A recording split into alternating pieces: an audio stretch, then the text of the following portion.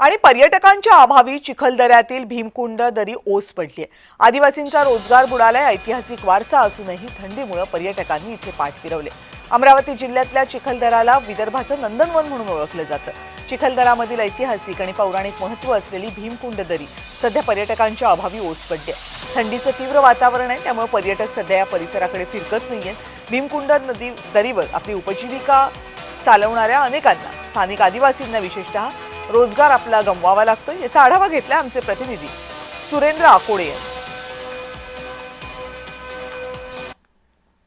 अमरावती जिल्ह्यातील विदर्भाचं नंदनवन समजल्या जाणाऱ्या चिखलदरामधला हा भीमकुंड पॉइंट आहे आणि या भीमकुंडाची एक ऐतिहासिक अशी आख्यायिका आहे।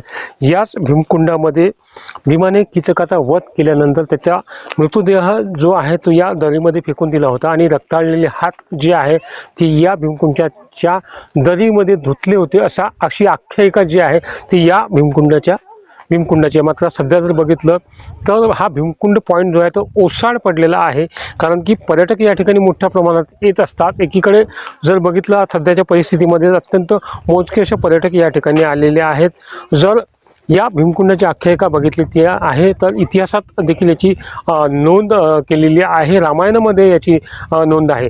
या भीमकुंडामध्ये दरवर्षी मोठ्या प्रमाणात पर्यटक या ठिकाणी येत असतात। मात्र सध्या हा भीमकुंड जो आहे तो ओसाड पडलेला आहे। पर्यटक या ठिकाणी कधी येतील आणि कधी या ठिकाणी पर्यटकांची संख्या वाढेल असा भीमकुंड या ठिकाणी वाढ बघतोय। आपल्यापासून सागर सुरेंद्र आकोडे, महाराष्ट्र न्यूज, अमरावती।